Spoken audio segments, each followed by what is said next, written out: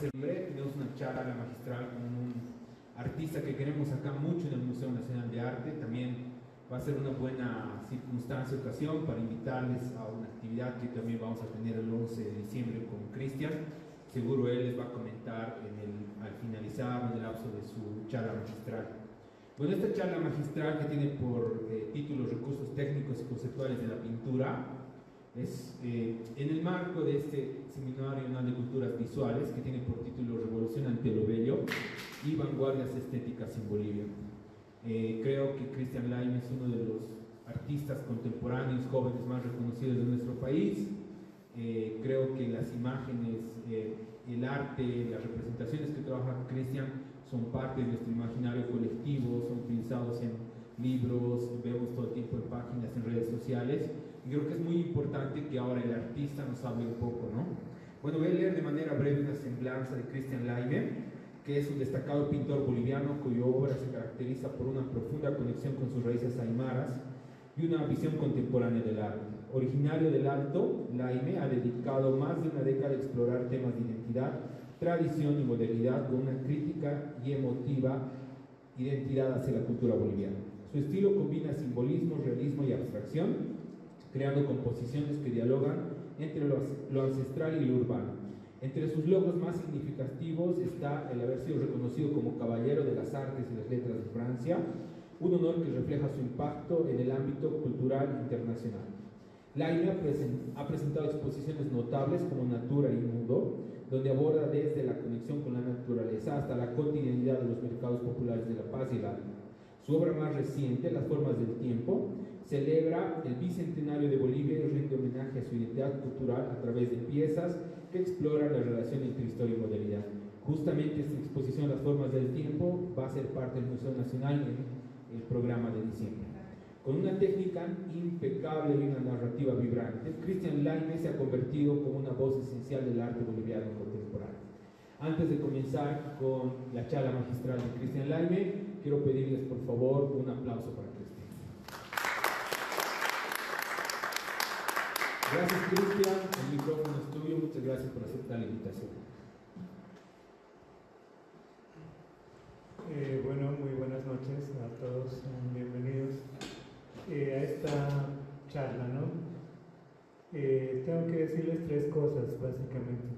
Me han invitado a una charla y quiero que esto sea una charla, ¿no? Un diálogo entre ustedes y yo, y que conforme vayan pasando las imágenes que se me ha ocurrido poner hoy día,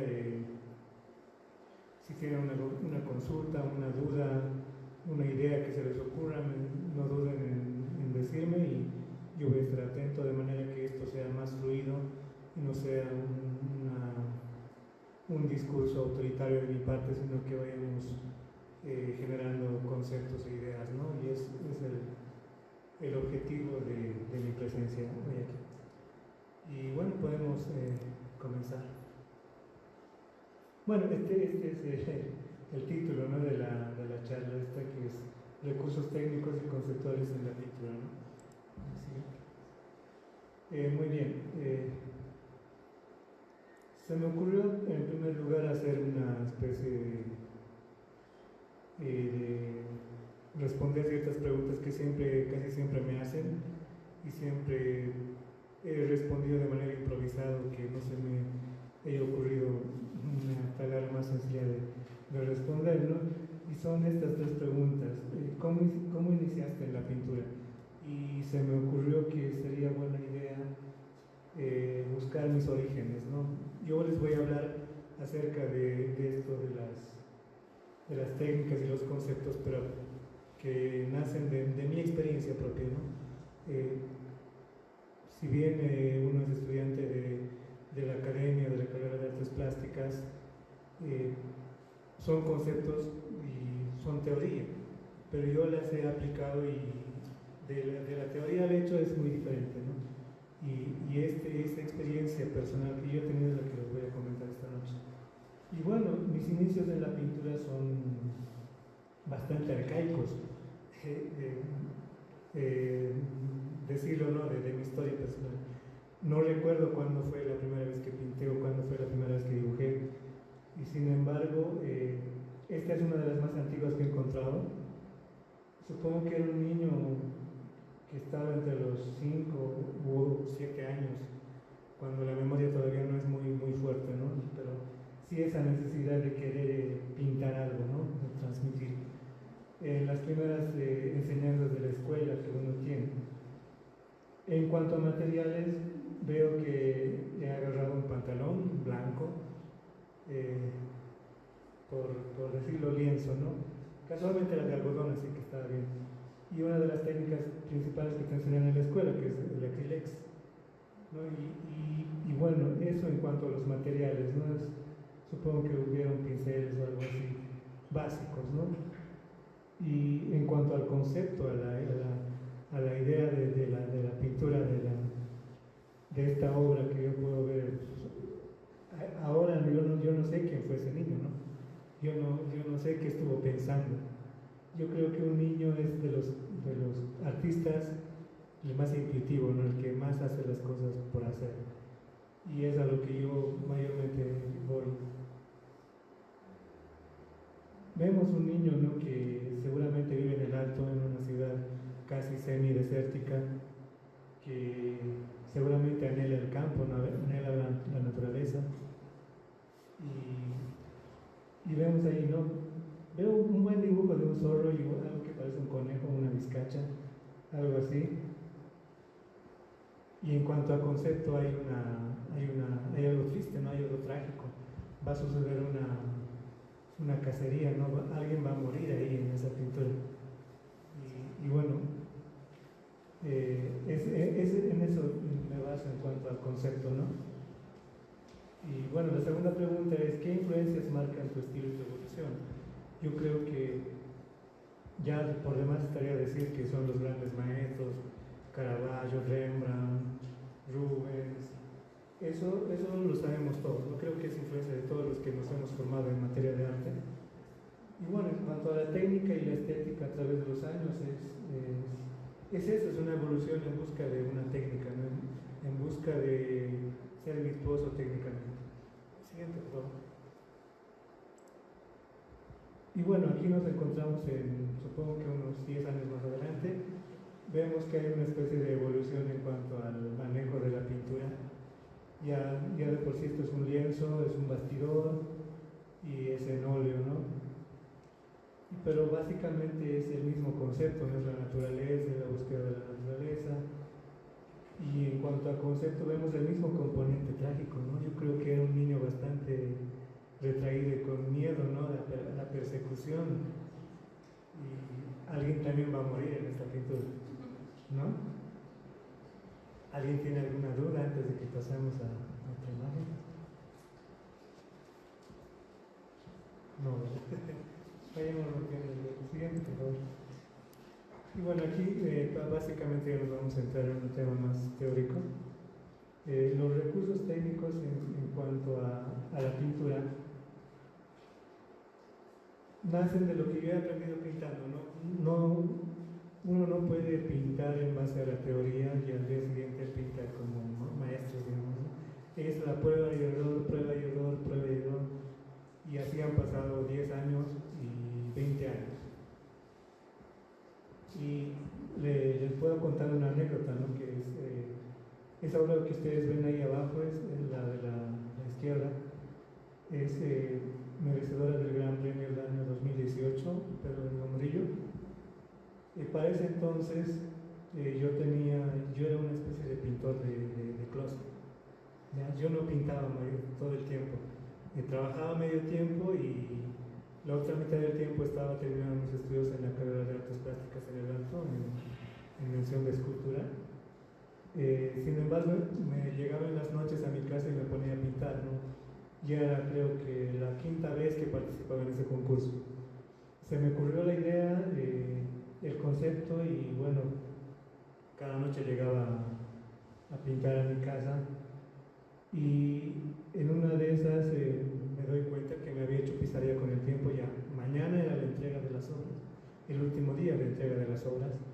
Yo estaba dando los últimos toques y se me ocurre pasarle un barniz, ¿no? Termino medianoche, le paso un barniz ya para el día siguiente llevar el cuadro.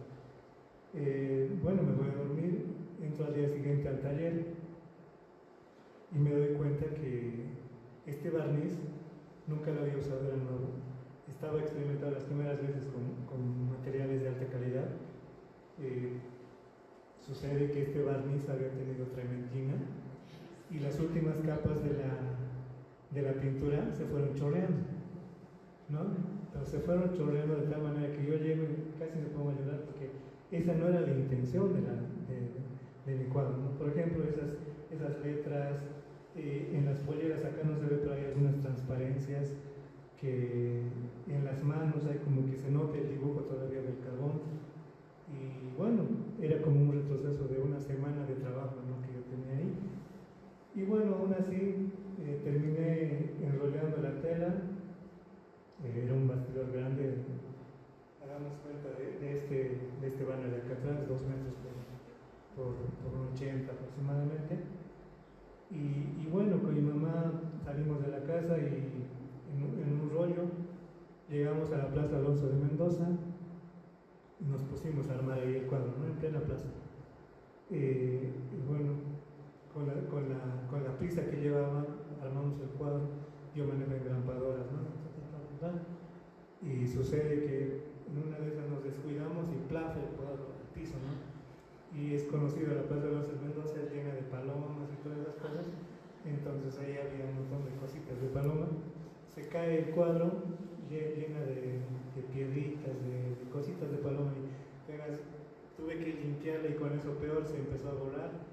Yo rezaba para que los que me iban a recepcionar la pintura no se dieran cuenta de que la pintura estaba fresca. No sucedió nada, nadie se dio cuenta que estaba fresco. Estaba todo medio chorreada así. Y bueno, 2 semanas después me llaman y me dicen que gané el Gran Premio, ¿no? Y bueno, yo no la creía, yo pensé que ni siquiera vendrá por todos los chorrones que tiene.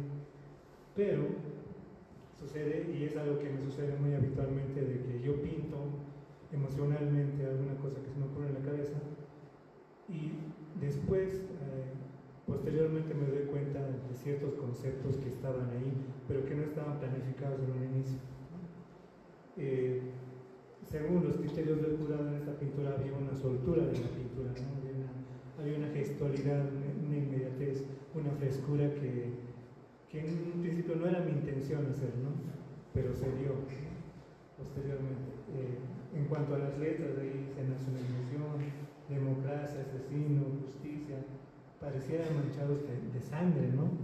Pero no era así, es el barniz que se chorrea, pero eso te dice mucho acerca del concepto, es muy fuerte, es una denuncia sangrienta, es un hecho social bastante fuerte. Esto fue el 2018, en preludios del año 2019, que es como una especie de cuadro premonitorio de lo que pasó después, ¿no? Y bueno, eso es lo que uno aprende de la experiencia, ¿no? Uno puede ir en busca de un objetivo en figuración mucho más alto, pero puede darse cuenta que a medio camino hay riquezas que uno puede ir explotando. Y bueno, experimento con materiales, mis fuertes son el óleo y el acrílico, ¿no? Y podemos pasar al siguiente. Y la acuarela, ¿no? Estamos subiendo, volviendo. Esto tampoco tengo memoria de cuándo lo hice, pero veo que supongo que estaba en una montaña y vi una fiesta y los bailarines y quise recordar eso, ¿no? Y ahí lo que sucede, ¿no?, en las fiestas de pueblo. Hay borrachos, hay bailarines, hay gente que llega, hay gente que come. Debí haber sido feliz en ese tiempo, supongo, ¿no? Es bonito. Y bueno, experimentando las técnicas, ¿no? Siguiente. Y bueno, damos un salto muy grande, ¿no? Y vamos a ir de estos recursos técnicos, vamos a ir al concepto, y del concepto vamos a volver a los recursos técnicos otra vez. Y bueno, en estos recursos, en la búsqueda de recursos técnicos, en un momento se me ocurrió, el año 2019, experimentar con el plástico, ¿no? Una manera de buscar la similitud, o tratar de lograr ese efecto de plástico que sucedió en este primer cuadro. Dato anecdótico también de este cuadro, que cuando ya pintaba oficialmente después del Gran Premio, ya me dediqué a pintar y pintar para una exposición posterior. Esta obra la hice para un concurso en Oruro, es muy conocido el concurso. No ganó, creo que tuvo una mención, algo así, pero cuando la estaba haciendo en mi casa, todos los que lo veían me decían que no, ¿qué estás haciendo? ¿Qué es? ¿Te estás rayando? Nadie te va a aceptar eso porque es, o sea, era algo muy nuevo, ¿no?, que se estaba viendo. Y bueno, tratar de buscar este efecto del plástico, como les decía, era una intención puramente técnica, de querer lograr el efecto. Pasó el concurso, volví aquí a La Paz y lo subí a Facebook, ¿no? Para esto ya estamos en pandemia, ya nos agarró la pandemia, el 2020.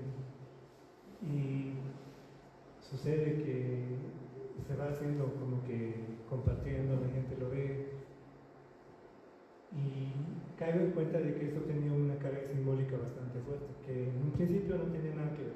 Yo ni me había imaginado que el plástico había inundado el medio ambiente, ¿no?, que habíamos envuelto de plástico a la Pachamama, ¿no? Mi mamá en esta imagen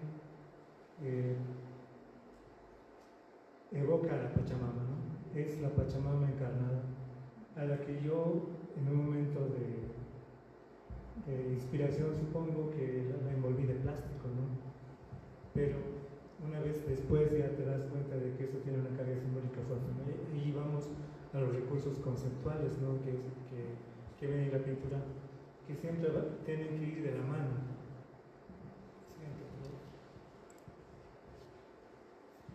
Y bueno, aquí también estamos dando un salto grande, y este es el año 2022, 23 si no me equivoco. Y bueno, ahí tenemos ya estructurando ya un trabajo ya más esquematizado, con más concepto ya más trabajado. Hablamos de los símbolos y las narrativas, ¿no?, que ya se manejan de manera preconcebida en una pintura. En mi caso, ¿qué les puedo decir de los símbolos, no?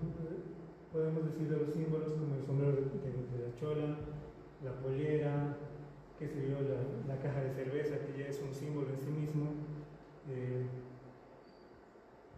Eso, ¿no?, en cuanto a la imagen, ¿no?, a los símbolos que están en la imagen. Y una relación entre lo local y lo universal es que, si bien esta imagen se nos hace muy familiar a nivel contexto, a nivel lo que somos hoy, en cuanto a lo que vemos en las fiestas y todo eso, es una imagen también universal, ¿no?, porque se reflejan estas trinidades sagradas que existen en el Padre, el Hijo y el Espíritu Santo, que dista mucho de lo masculino, lo femenino, de esta bipolaridad andina, ¿no? Y bueno, como consecuencia posterior, exploramos también las emociones como concepto.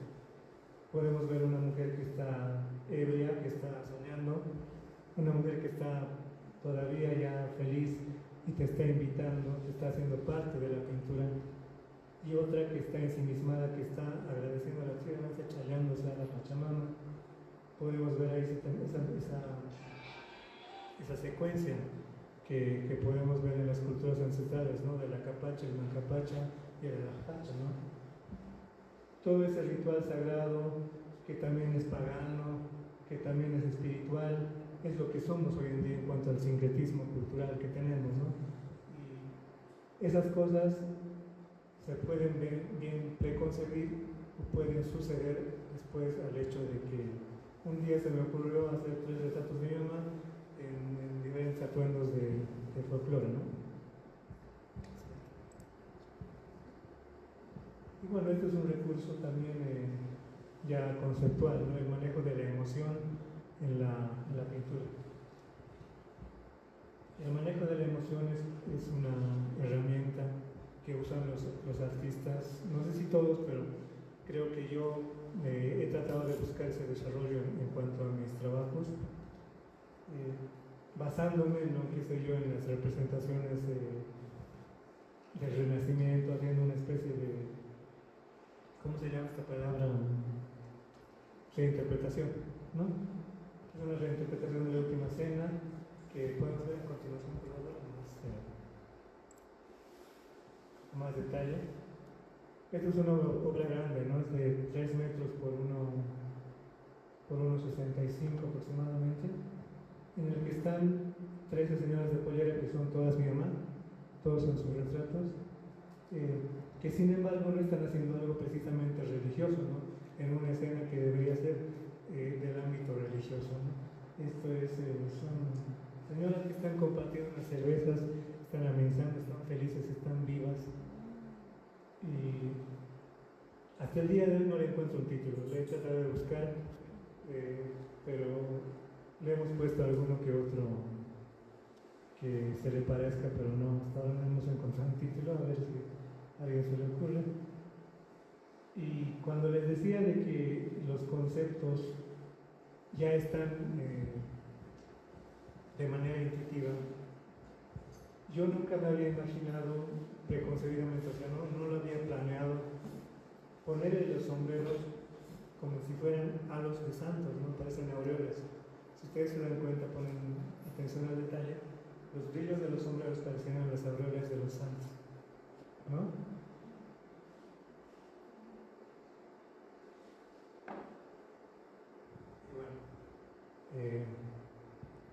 Eso es básicamente, ¿no? Después de la evocación entre lo sagrado y lo terrenal, esa contraposición, ese shock emocional que les causa a las personas. A algunas personas les gusta, otras se sienten ofendidas. He tenido bastantes reacciones de las personas, ¿no? Acerca de esta pintura. Sin embargo, yo he sido muy feliz al hacerlo. Me he tenido la total libertad, nunca ha sido un encargo, nunca ha sido una apuesta, siempre ha sido un anhelo, ¿no? Una necesidad de que yo quería hacer la Última Cena, pero muy a mi manera. Y bueno, esta fue una linda experiencia y la van a poder ver el 11 de diciembre, va a estar acá también, la vamos a traer a exponer. Siguiente, por favor. Y bueno, otro recurso técnico y conceptual es el manejo del color, ¿no? Muy aparte de los materiales, del pigmento, la tonalidad del color puede evocar una carga simbólica bastante diferente de acuerdo al color que vayas a usar en la pintura. Por ejemplo, en este caso, por el uso de los colores ocres, grises, quebrados, no saturados, puedes sentir que va a suceder una tragedia, que algo fuerte va a suceder, ¿no? Muy aparte del concepto que ya en cierta medida creo que también es premonitorio, ya creo que nos sentimos una especie de sociedad en esta etapa, ¿no? que se nos viene de escasez, de falta de cosas, ¿no? Por ejemplo, ahí está una señora que está con una garrafa en la espalda. Viene, ¿no?, de un cuadro anterior que yo tenía de unas señoras con garrafas en la espalda que están haciendo fila por gas, ¿no? Esto es algo de eso, pero de repente se le viene una estampilla de caballos, o sea, la señora no va a pasar de ahí, ¿no? Y es una carga social, es una carga emocional bien fuerte, y eso es el concepto básico de la pintura, reforzado con la técnica y los colores, ¿no? Los ocres, los grises, y a eso me refiero, ¿no?, con la carga psicológica que varía según el contexto. Y cosa muy diferente, ¿no?, que sucede acá, y esto es muy contrastante con lo anterior. Aquí hay color, aquí hay vida, aquí hay un arcoíris de colores, tonalidades, y ya no te da esa sensación de tristeza, ¿no?, sino que te relaja, te alegra, te hace pensar qué es lo que significa la pintura, ¿no? Y básicamente esto es una situación mitológica, fantasiosa. Cada quien le puede dar su interpretación personal.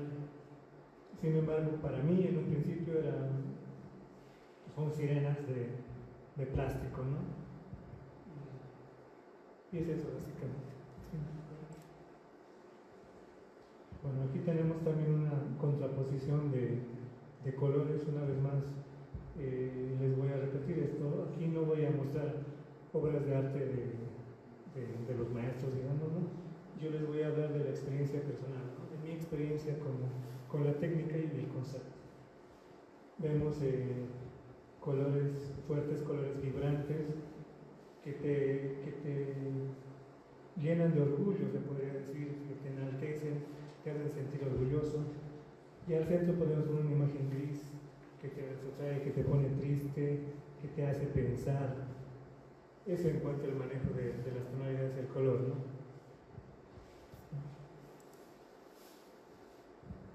Y bueno, ya volvemos una vez subiendo al concepto, volvemos a bajar a un recurso práctico. Ya desde mi experiencia es copiar a los maestros, ¿no? Esto se hace mucho en las academias, hacer reproducciones. Yo no he dejado de hacerlo por un anhelo de buscar la técnica, ¿no? De encontrar mi propia voz, ¿no? Hasta encontrar mi propia voz yo voy a seguir copiando, pero no es la mera copia, sino es traer la copia, pero interpretarlo en un contexto nacional que se pueda entender y que pueda ser un poco diferente, ¿no? Aquí tengo una copia de Rembrandt que la hice recientemente y le puse, ¿no? Un sombrero de Chola. Esto viene se me ocurrió un día ponerle un sombrero, pero después también esto fue posterior llegar al mensaje, al concepto de que esto también tenía un mensaje, ¿no? Que era ya que el hombre renacentista tiene atributos de poder, era ponerle un atributo más de poder, porque hoy en día un sombrero de Chola es un atributo de poder, ¿no? Eso es lo que quiero decir, no es una sátira, no es una burla, no es como que cuando un alcalde en provincia lo agarran por una mala gestión y le ponen una polera y un sombrero, dicen, haciéndole sentir que la mujer, haciéndole sentir que vistiéndolo de mujer lo están humillando, ¿no? Y eso me parece contraproducente y una mala idea. Yo estoy tratando de contradecir eso y decir que si un hombre es un macho, a este macho le ponemos un sombrero de Chola, le estamos dando atributos de poder, pero estamos cuestionando al mismo tiempo quizás su sexualidad, muchas cosas, ¿no? Y bueno, eso hasta encontrar tu propia voz puedes copiar a los maestros, ¿no? Y explorar sin miedo a fallar. Ya les había comentado, ¿no? De que en algún momento ya me había equivocado, pero de esa equivocación nació una buena idea. Siguiente, por favor. Y de ahí vienen nuestras reinterpretaciones de cuadros clasicistas, de cuadros europeos, holandeses, a los que les he puesto atributos no solo de Chola, ¿no? Sino que atributos, como en ahí podemos ver, militares y de política, qué sé yo, sociales, ¿no? Como si el rey de Francia también siguiera siendo nuestro presidente, ¿no? Como que hay algo de colonización ahí que no hemos superado, ¿no?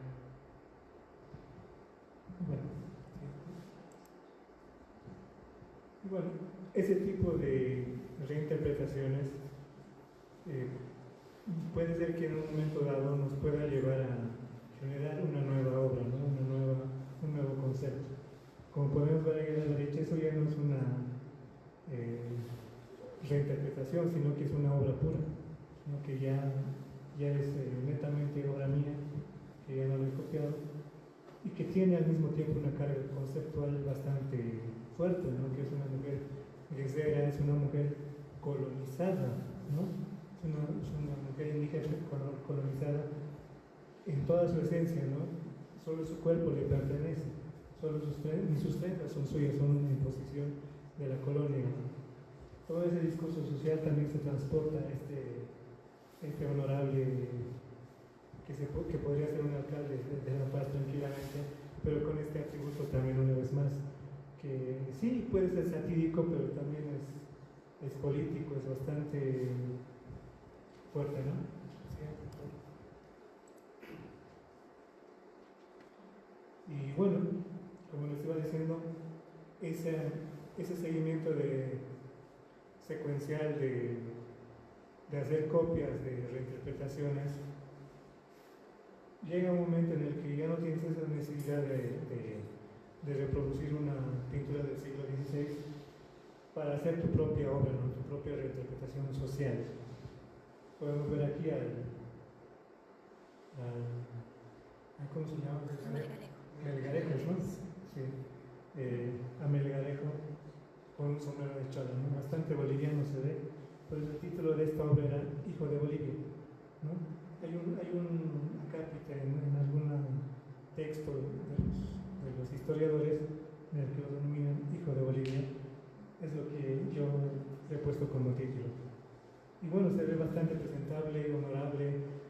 Sin embargo, es históricamente uno de los peores presidentes que ha tenido el país. Pero bueno, aquí se lo ve bastante simpático.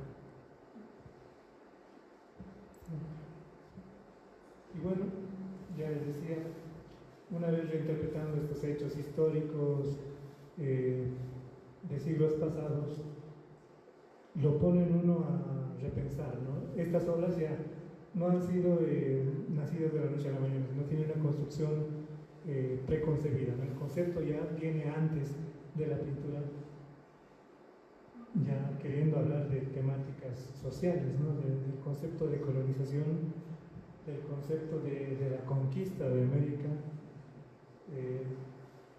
Bien se sabe en los libros de historia de que la conquista de América no fue hecha por los españoles, sino por los propios pueblos americanos. De eso es lo que habla, ¿no? Que seguimos siendo ese sujeto colonizador de los pueblos originarios. Y bueno, los títulos de estas obras son Conquistador y Colonizador, ¿no? Y podemos ver en su carga conceptual de iconografía, se podría decir, los rostros son indígenas, pero sin embargo están vestidos de conquistadores, ¿no? De españoles. Básicamente es eso. Y bueno, ahora de ahí ya nos volvemos a bajar del concepto, volvemos a bajar a la técnica, ¿no? A los soportes y a las técnicas en una que se quiera, ¿sí? Esta es una de mis últimas obras. Es un político, no me dio la imagen para ponerla entera. Sin embargo, acá he usado un recurso bastante que no se usa mucho, ¿no? Se usa más en el grabado, que es la estampa, ¿no? Son sellos y estampas con los que he hecho las flores, a los que le he agregado un rostro amazónico y el oro, ¿no? Agregando el pan de oro. Esto no es una finalidad simplemente estética, porque estéticamente para mí se veía bien, pero conceptualmente también tiene que ver con el oro en el Amazonas, con el verde, con las flores de la Amazonía, ¿no? Y bueno, son esas dos cosas que van ligadas al mismo tiempo, que creo yo, siento que deben ir siempre ligadas, ¿no? De la mano, la técnica y el concepto.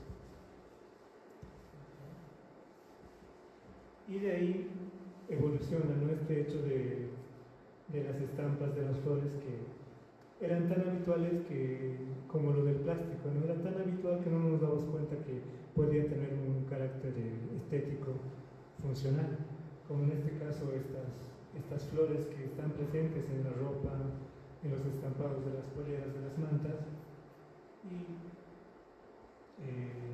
era una excusa más para hacerle un retrato a mi mamá, ¿no? Ya debo tener a lo largo desde el año 2020 en promedio unos 10 retratos de mi mamá por año. Estamos 2024. Estábamos calculando de que debemos tener entre 30 y 40 retratos de mi mamá. Son excusas, ¿no? Son obras que yo hago de manera muy íntima, ¿no? No son pedidos, no son obras para exposición. Un día se me ocurrió hacer un retrato de mi mamá justamente viendo cuadros de Klimt. Klimt usa formas, colores, pan de oro, y se me ocurrió hacer un retrato de mi mamá, pero no con esa intención de copiar, ¿no? Sino de generar algo nuevo. Y dio buenos resultados, tiene un proceso, tiene una experimentación, y este es el resultado, ¿no? Y bueno, ahora después de la técnica del concepto nos vamos al color, y bueno, nos hemos dado cuenta en el transcurso de estos años de que no es usar por usar nomás los colores, también hay una carga simbólica en el color, que si bien puede ser preconcebido, valga la redundancia, puede ser posterior, ¿no? Puede ser una emoción que uno ha sentido que hoy me sentía azul y quise hacer azul porque seguramente el día estaba gris, o seguramente estaba triste, o algo, ¿no? Y el título de esta obra es El sueño azul. Es una imagen de una mujer que está pensativa, que está ensimismada, está sorprendida por algo. Y bueno, es una vez más un retrato de mamá, básicamente. Y bueno, como dice ahí, el color refuerza las ideas, ¿no? El azul es un color bastante pensativo, ¿no? Uno no se define, ¿no? Si es bonito o es feo, si es triste o es alegre, si es masculino o femenino. Generalmente el azul hoy en día se lo puede denominar como un color asociado a la masculinidad, ¿no? Pero que tal vez por ese hecho le dé una especie de fuerza, ¿no? A la mujer que está ahí en los casos. Y estas son dos de las últimas. Siento yo que ahí, desde la primera que habrán visto, hay una especie de evolución. Para mí lo hay. Uno tiene que esperar cierto tiempo, unos años, una década, para volver a ver algo que había hecho antes y darse cuenta de que sí ha mejorado, sí hay un cambio. Y yo particularmente estoy muy orgulloso de estas dos obras que tengo acá, que representan simbólicamente, una vez más, no ha sido intencional, sino ha sido posterior, ¿no? Para que no les digan que cuando uno hace arte no hay una receta, no hay unos pasos a seguir. Puede ser en la técnica, ¿no? Sí, tienes que armar el lienzo, tienes que armar el bastidor, tienes que armar la tela, tienes que escoger la tela, tienes que preparar el lienzo, luego tienes que mezclar los colores. Sí hay una receta ahí, pero en la ejecución, en cuanto al concepto, eso no puede ser medido por una receta, sino es meramente, siento yo que es pura intuición, ¿no? Y una vez más aquí, estéticamente le dije a mi mamá que se ponga sus mejores galas, que él iba a hacer un retrato también, y bueno, se puso sus últimos sombreros, sus últimas joyas y sus últimas mantas, ¿no? Que estas mantas de vicuña. Y posteriormente me doy cuenta que simbólicamente, para el pueblo aymara, para el mundo aymara, son las cosas más valiosas que uno puede tener encima de sí, ¿no? Que es una manta de vicuña, los aretes de oro y un sombrero fino, ¿no? En el mundo aymara, lo que uno tiene encima de esto es lo más valioso que puede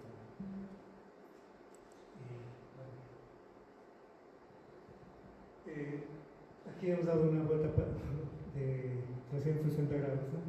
Aquí ya no hay flores, aquí hay unos retratos de mi mamá, estos con de índole más abstracto, se podría decir, a lo mejor una instalación, ¿no? En un primer caso, esta es una fotografía que hice yo, que fue para una exposición titulada Nudo, que hice este año, en el que como que ya tenía la técnica del plástico, quise llevarlo hacia otro ámbito, ¿no? ¿De dónde había venido esto? Y hice memoria y yo lo había visto en los mercados, ¿no? Uno ve en los mercados, qué sé yo, en el alto, aquí, por aquí arriba, y las señoras, una vez que terminan de vender en el día, envuelven sus puestos en plástico, les ponen unos nudos y tienen unas formas simétricas bastante interesantes, y quería explorar ese hecho, ¿no? y me pareció una especie de sublimar ese hecho tan cotidiano que teníamos como concepto, ¿no? Y era bastante fuerte, ¿no? En cuanto a que con las texturas, las diagonales, que son muy naturales, que así son los puestos, los atados de los puestos en los mercados, ya simbolizaba, ¿no? Esta violencia, este trajín que hay en los mercados, este caos que existe en los mercados, ¿no? Y esta fotografía es la base de la pintura, ¿sí? De esa pintura, ¿no? Creo que ambas tienen el mismo valor simbólico, sin embargo la otra está hecha con un medio digital, está con fotografía, y esta está hecha a mano, ¿no? Está hecha con óleo sobre lienzo. Y bueno, aquí ya no podemos hablar de más de técnica, ya eso es subjetivo, el hecho de pintar, pero sí podemos hablar del concepto, ¿no? Del concepto del nudo, que es la exposición, y cómo esas texturas rugosas, esas cuerdas que van en zigzag, pueden evocar el hecho de que viene de un mercado, ¿no? Que pareciera que no, pero así es. ¿Sí? Y bueno, aquí, para romper el hielo un poquito, para aquí, hacer una especie de pausa, ¿no? Bueno, hice un meme, dice yo en mi casa, yo en Instagram, parece chiste, pero es verdad, porque necesitaba en ese momento, porque esta era una especie de comisión del retrato de Juana Zurduliga Padilla, que está ahora en el Banco Interamericano de Desarrollo, en el BID, en tiempos de pandemia, ¿no? Y no acostumbro a trabajar mucho con modelos extraoficiales, o sea, que no sean de mi casa, y en mi casa solo está mi mamá, pero ella tiene más apariencia de, conjeturalmente no sabemos cómo fue Juana Zurduliga Padilla, pero mi mamá como que tiene más aires de Bartolina Sisa que de Juana Zurduliga Padilla. Entonces hicimos una reconstrucción, como les decía, conjetural, ¿no? Leemos algo de historia, vemos que sí, tenía planes militares, entonces tuve que hacer una reconstrucción psicológica del personaje, ¿no? Pero para lo cual no debería de ser, según mis aspiraciones, no una copia de otro retrato que ya existió y mejorarlo un poquito, no, tenía que partir de cero y según los criterios que yo buscaba. Buscaba una mujer fuerte, buscaba una mujer con pocas carnes, porque seguramente estaba en batalla, en la guerra, seguramente no comía bien, siempre estaba cabalgando, entonces debería ser una mujer que comía poco en síntesis, ¿no? Pero debería mostrar también en su rostro el dolor, la ausencia, el hecho de haber perdido a sus hijos y a su marido, el hecho de que como que se encuentra sorprendida por haber sido retratada, ¿no? Está como que seria, asustada, no sabe si te va a cortar la cabeza. Y bueno, para lo cual necesitaba un cuerpo, entonces tuve que armar en casa un maniquí con esponjas, trapos y tratar de asemejar un cuerpo. Y eso es lo que yo creo que se logró, porque sí se parecen. Es una de las pocas veces que hice esto, pero se podría decir que trabajé con modelo, ¿no? No me modelé adolescente, pero yo me sentí bastante satisfecho con los resultados. Bueno, me dieron la total libertad, sí, hice bocetos, hay un montón de bocetos de esto, pero ya hacerlo en limpio era otra cosa. Y bueno, en algún momento voy a hacer una segunda parte de esto que extraño tenerla en mi casa, porque mientras la veía me sentía feliz porque había logrado un hito para mi técnica, un hito para mi manejo del concepto, y este hecho de haber traído a la vida a una mujer que no sabemos fisonómicamente cómo habrá sido, ¿no? Porque los retratos que existen son igual ideogramas que no dicen mucho, ¿no? Pero siento yo, y según las críticas que he tenido, es que mucho de la historia que hemos leído acerca de Juan Azurduy la sentimos como que debió ser así. Y bueno, hay una evolución, creo yo, técnica en este aspecto, en el que ya hay un equilibrio, si no es un equilibrio parejo, sino un equilibrio siempre asimétrico acerca del manejo de la técnica y el concepto en la pintura, ¿no? El concepto en cuanto a angelitos de color, hay unos cuantos, pero bueno, esta es una temática más terrenal, ¿no? Como que estos angelitos están en el suelo, están sobre la tierra, están investigando, están con la duda de qué es lo que hay en ese atado, en ese kepi. Algo nos puede decir ese sombrero de chola con esas uvas en la cabeza, como corona, que viene, pues les vuelvo a decir, preconcebido, porque viene de un retrato que hice de mi mamá con un sombrero de chola y con unas uvas en la cabeza. Esto venía de la historia del arte de Dioniso, el dios del vino, Baco, y en ese retrato de mi mamá le dice que sería Dionisia, ¿no? Que es la parte femenina de Dioniso. Entonces ese sombrero con uvas está ahí. No sé qué habrá en ese bulto, yo no sé, pero supongo que al espectador le llega la emoción y la duda de querer investigar y querer averiguar qué es lo que habrá en ese bulto, ¿no? Habrá comida, estará la caja de Pandora, estará un montón de cosas que nos podemos imaginar y que todas tienen validez, ¿no? Porque la voz del artista, la voz del pintor no es autoritaria, no es objetiva, no es meramente condicional. Ya está en el espectador, creo yo, la idea de decir que para cada uno de ustedes puede tener un significado diferente, de acuerdo a su historia, de acuerdo a lo que alguna vez vivió, de acuerdo a qué tal que les hace recuerdo una vez que tal vez cometieron una travesura y investigaron y no les gustó lo que descubrieron, o un montón de cosas, ¿no?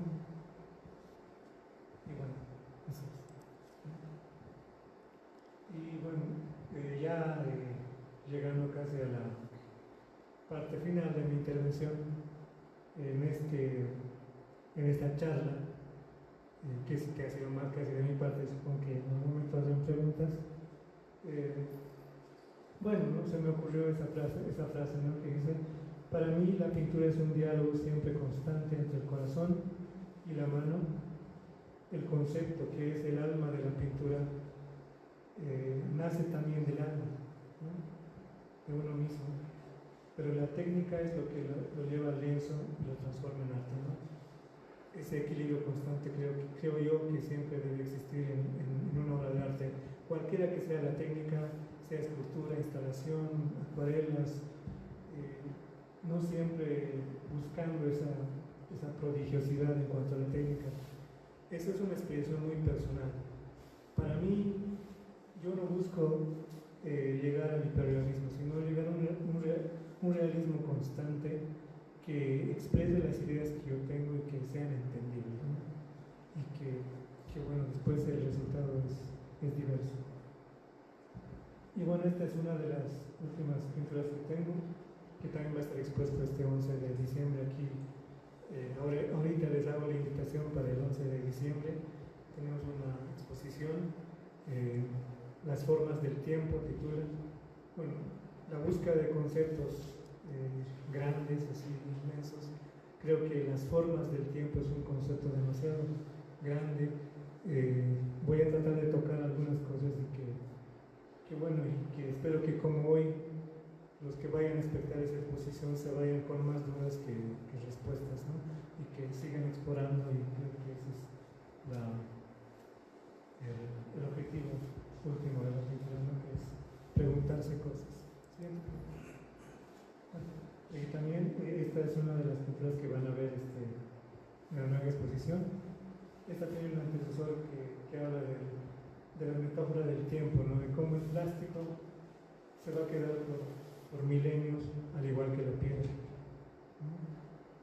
Es esa contraposición de conceptos que yo casi siempre manejo. Y bueno, eso es todo.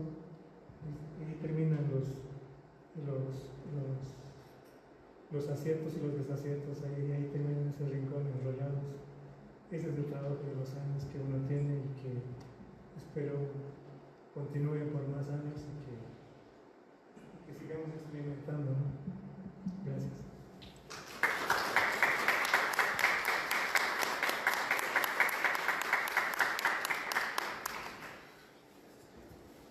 Bueno, ahora abrimos un espacio para preguntas, comentarios, sugerencias. Hola, buenas noches. Yo me llamo Isabel. Me parece muy valioso que tú puedas exponer parte de tu proceso creativo, sobre todo esto de los significados, y creo que a cualquiera que ha dibujado o ha pintado algo le ha pasado que al mostrar a alguien ha encontrado nuevos significados a partir de la interpretación de otro, ¿no?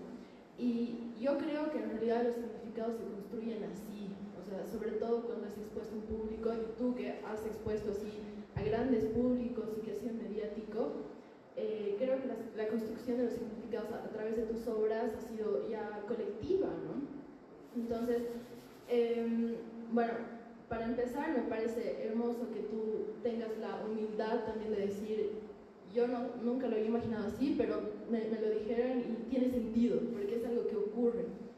Y bueno, me acuerdo que alguna vez leí una cita de Kandinsky que decía que el artista tiene que procurar hacer el arte de su tiempo, ¿no? Y así vemos en cada época histórica que los artistas más grandes han hablado de su tiempo. Entonces mi pregunta va a tener dos partes. Una, ¿tú crees que estás pintando sobre tu tiempo? Dos, ¿cómo crees que se te va a recordar en el futuro y qué crees que exprese sobre tu tiempo, tu arte?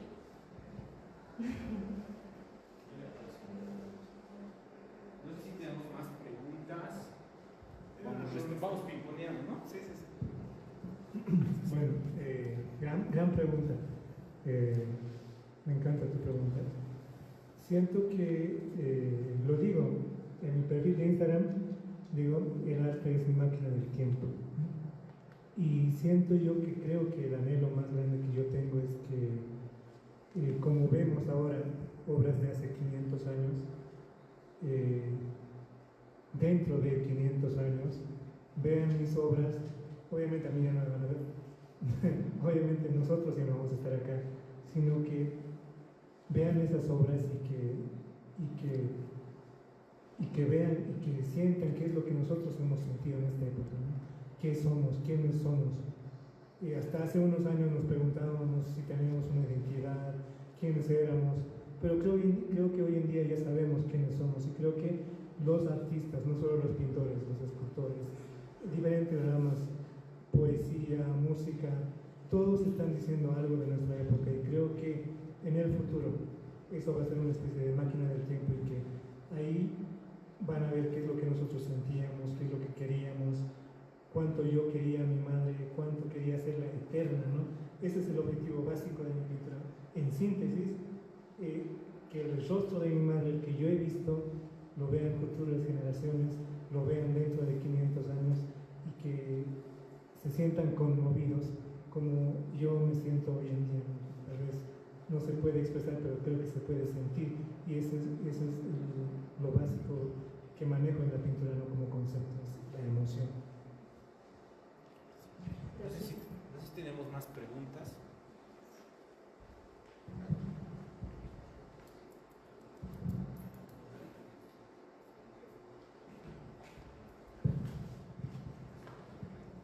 Bueno, pues yo soy Martín, y la verdad lo que más me ha llamado la atención ha sido tu técnica. He ido a varias exposiciones y todo eso, y la primera vez que he visto en la Alianza Francesa, y me ha interesado mucho, sinceramente.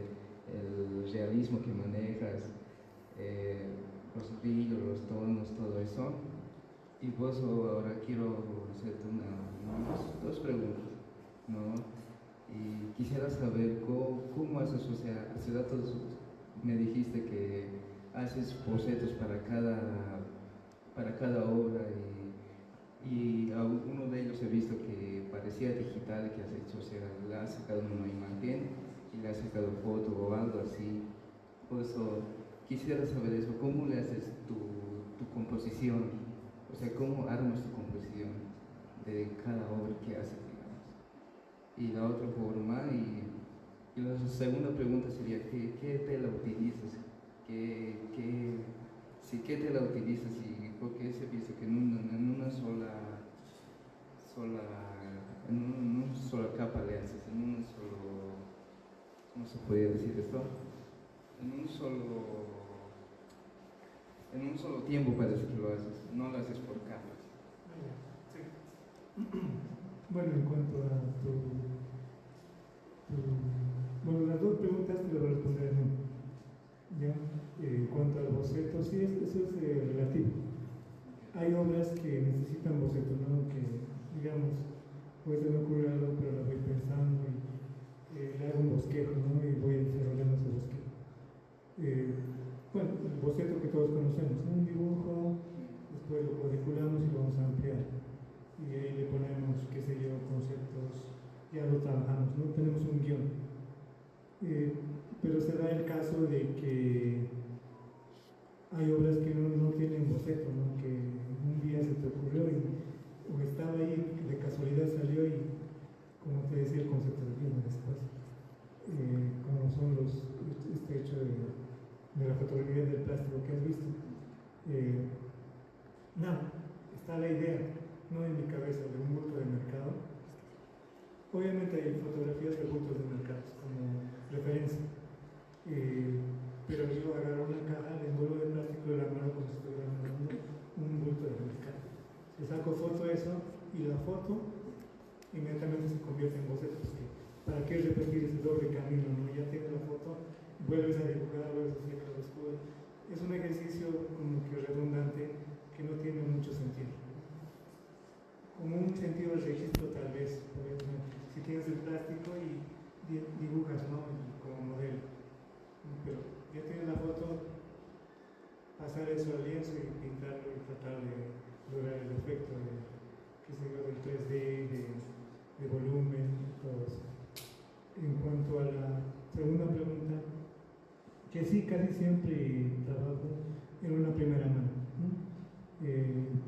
Todo a la primera, porque la historia del arte nos enseña que a veces cuando hay obras con muchas capas separadas de secado, de esto más saben los restauradores. Sin embargo, con el pasar de los años, pues se craquelan o les pasa algo y, bueno, tiene muchas consecuencias. Lo bueno de trabajar en una primera mano todo a la vez, es que todo va a envejecer de la misma manera, ¿no? Probablemente no tengamos muchos craqueleos, no lo sabemos, pero esperemos que no, y básicamente es eso. Pero, en cuanto, creo que no he tocado ahora ese tema en cuanto a las almas de las obras. Las almas de las obras son los dibujos, son a veces bases de acrílico, haciendo el volumen de la pintura, y tiene una veladura de óleo transparente, que parece que toda la pintura fue hecha en óleo, pero no, es acrílico, y encima como que barnizado con un glacis,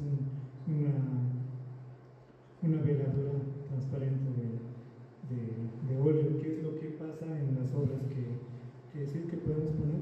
Mira, todas las de flores, esas de flores, tienen una base de acrílico, ¿no? Las flores están hechas en acrílico porque imagínate hacer estampas de flores en óleo, te va a tomar una eternidad hacer 1000 flores, pero en acrílico, como tienen la cualidad de secar rápido, como que tienes un lienzo a base de agua y pones acrílico, no hay problema, eso va a secar inmediatamente hoy para mañana. Es como está desarrollado esto. Los retratos, las figuras también tienen una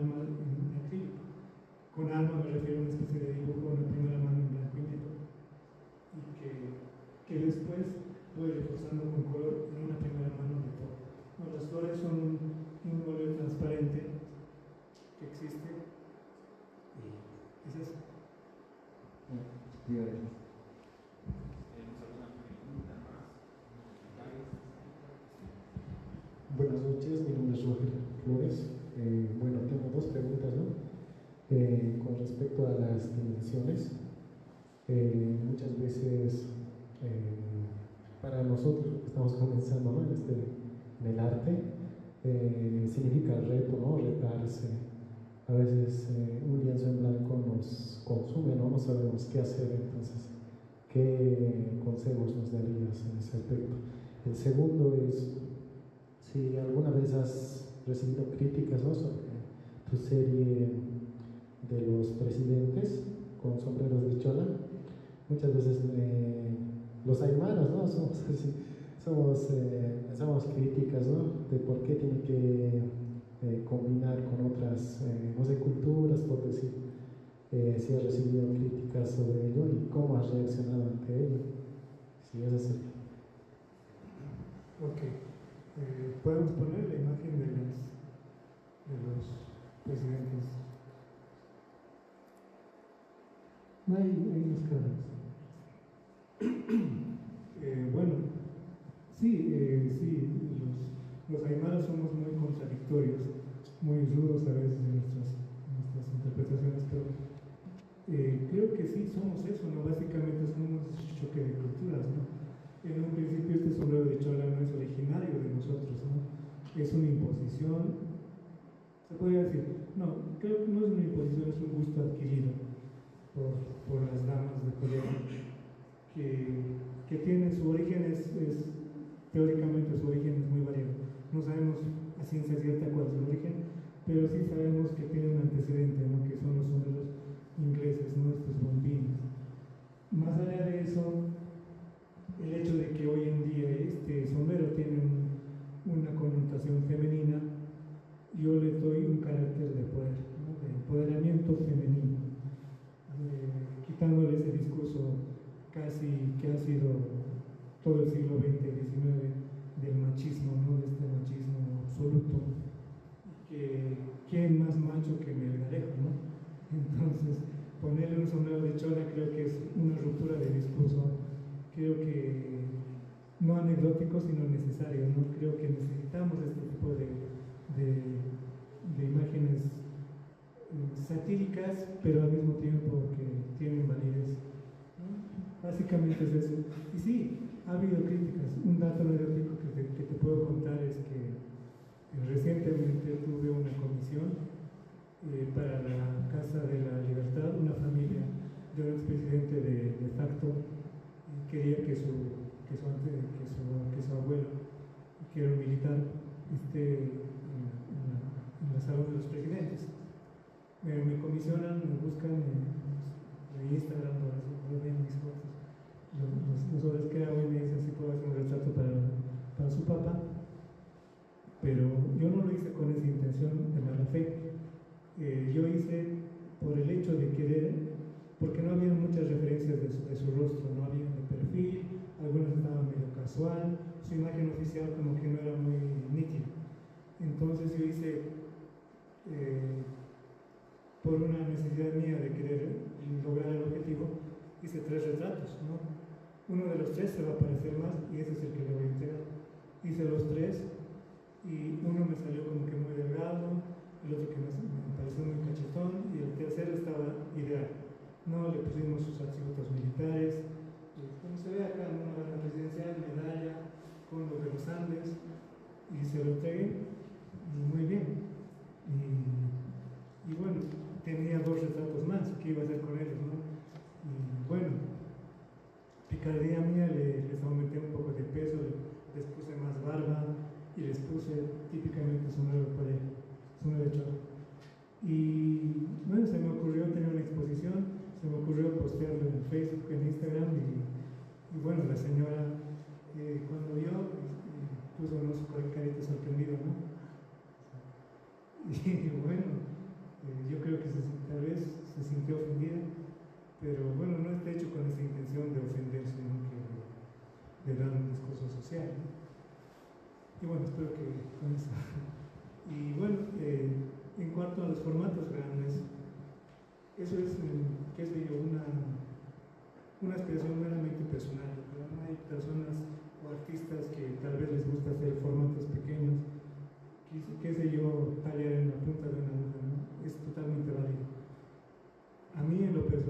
gusta hacer cuadros grandes, ¿no? Formatos grandes.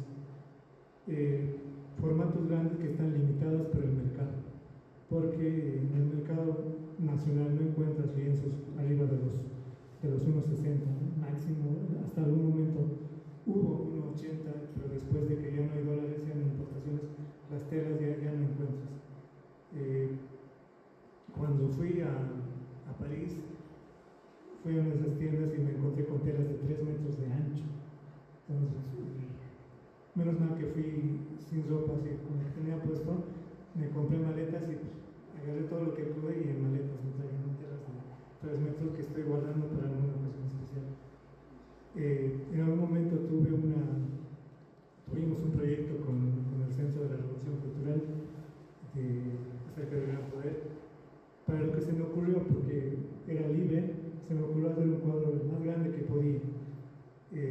No encontré tela, tuve que costurar una tela, o sea, dos pedazos de tela costuradas para lograr el tamaño que yo quería, ¿no? Entonces eso, como te decía, es una aspiración puramente personal. Y si a mí me dices que pinta un cuadro grande, yo lo más grande que encuentre voy a hacerlo, ¿no? Porque tengo tal vez antecedentes de hacer pintura mural, así que yo creo que en eso uno a veces pierde el miedo al tamaño, ¿no? A la dimensión. Eso.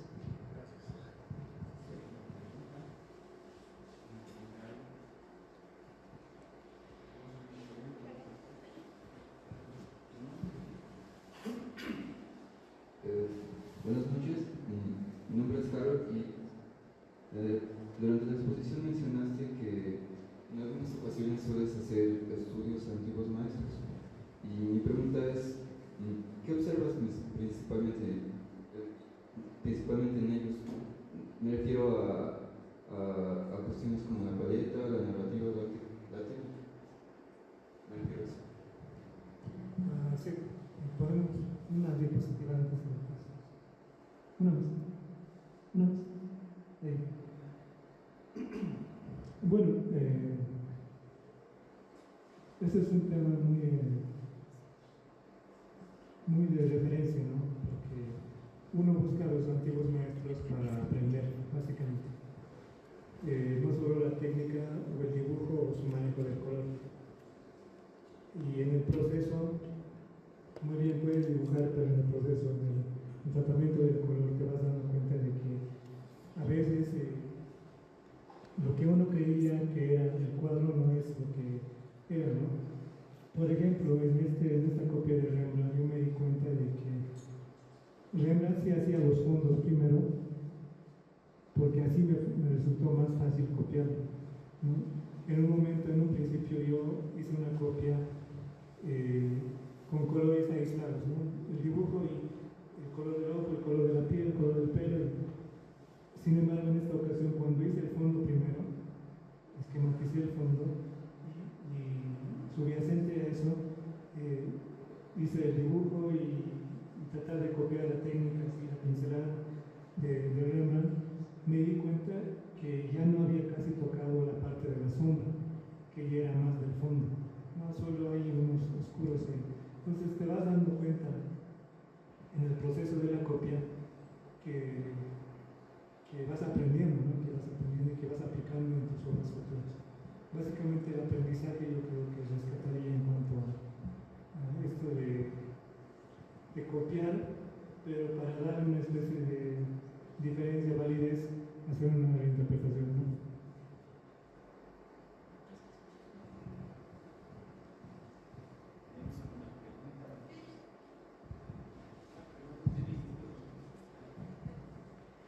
Bueno, buenas noches, mi nombre es Morena. Bueno, a lo largo de esta charla he visto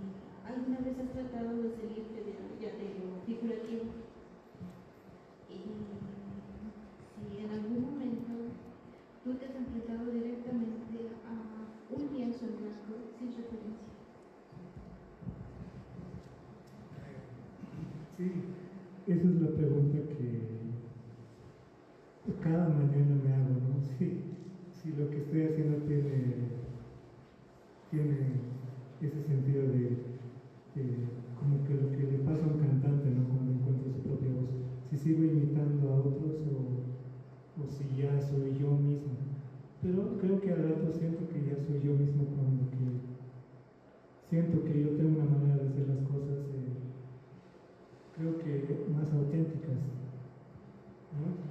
Para mí, porque hago las cosas a mi manera. Sí, bien, hasta cierto punto he reinterpretado obras del pasado, pero creo que la pincelada, el gesto, la experiencia misma te enseñan a hacer cosas ya bastante particulares, ¿no? En el caso de salirme de la figuración, sí, lo he intentado en este caso en el nudo, este del plástico, que pareciera abstracto si le haces zoom, pero no deja de ser figurativo, ¿no? No deja de ser algo que puedes reconocer, pero tiene ciertas cualidades abstractas, ¿no? De forma, de que no es figura humana y eso, ¿no? Bueno, ¿cuál era la tercera? Bueno, que alguna vez te has enfrentado a un lienzo en blanco sin referencia. Sí, eso es de las cosas peores que les puede pasar a un artista, a un pintor, a un dibujante que sale de su zona de confort, que sé yo, y un día llega a su taller y con el lienzo en blanco. ¿Y ahora qué hago? A mí siempre me pasa cuando termino una exposición, o sea, soy bien energético, hago un montón de cosas y en el transcurso de que voy trabajando surgen nuevas ideas y nuevos conceptos y nuevos cuadros. Termino los cuadros, tiendo a relajarme mucho, inauguramos la exposición, al día siguiente digo estoy bien, he trabajado mucho, descanso, pasan 2 días, 3 días, una semana y ya me siento mal porque siento que no estoy trabajando, que estoy perdiendo mi tiempo. Entro al taller, veo lienzos en blanco y ¿ahora qué hago? No sé, me siento, me paro y bueno, volver a empezar, volver a encender la máquina es un poco complicado y a veces traumático. Sí. Sí.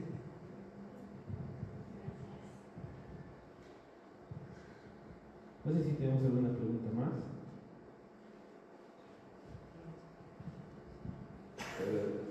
Y ya como última pregunta es, en promedio, en tu paleta de colores, ¿cuáles son los colores que predominan en tus obras? ¿Cuáles son los que principalmente sueles utilizar? Sí, a ver, ¿qué te puedo decir?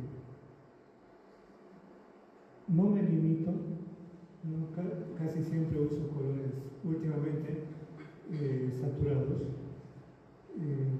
Voy desde básicamente toda la paleta de colores. A veces soy muy pop, a veces uso rosas, violetas, verdes, amarillos, rojos.